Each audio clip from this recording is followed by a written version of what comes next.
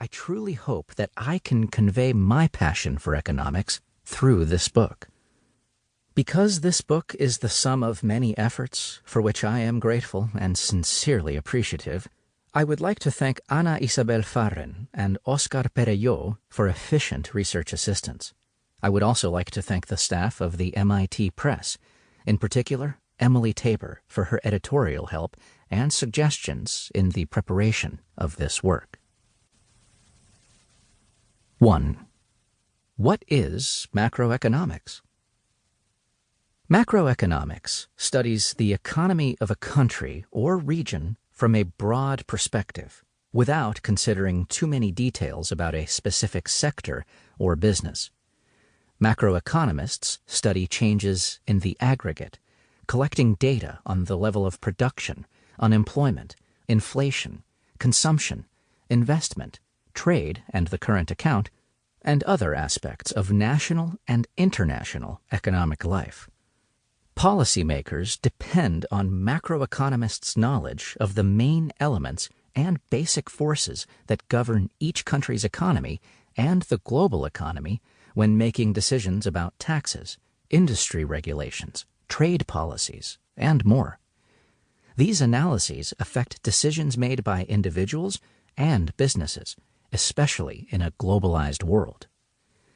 This branch of economics attempts to answer fundamental questions, such as the following. Why does a country become richer or poorer in a certain period?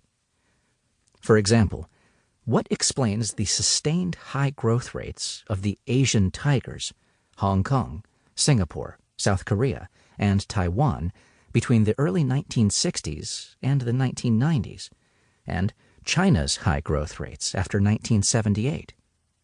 Why was South Korea poorer than the Latin American countries in the early 1960s, yet today has 3 times the average Latin American income?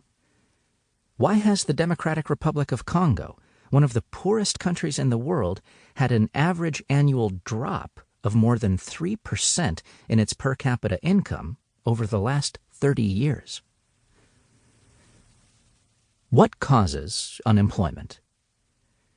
Why is there such a great difference among countries' unemployment rates? There is evidence for widely ranging unemployment rates even within the Eurozone, 4.3% in Germany and 19.4% in Spain in 2016. Furthermore, what causes the unemployment rate to fluctuate greatly within a single country during a short period of time?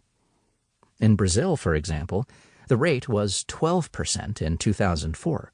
It fell to 7% in 2011 and returned to a double-digit rate of 11% in 2016. What causes inflation? Why are there such colossal differences in the rate of inflation among countries and through time? Moreover, several European countries experienced near zero or even negative inflation rates after the 2008 financial crisis.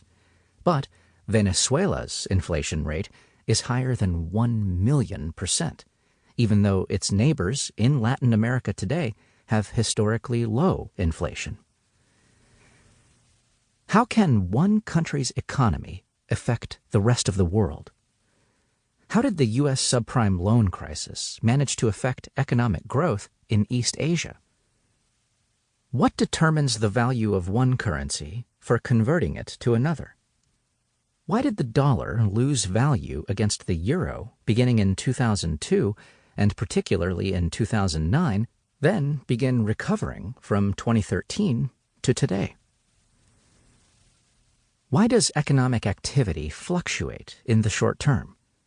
Why did Argentina's economic activity fall by almost 11% in 2002, grow by an average of 8.5% between 2003 and 2008, and then barely exceed an annual growth rate of 1% between 2009 and 2016?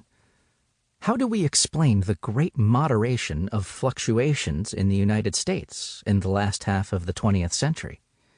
Why did so many countries in the world experience a recession between 2008 and 2009? And why has the recovery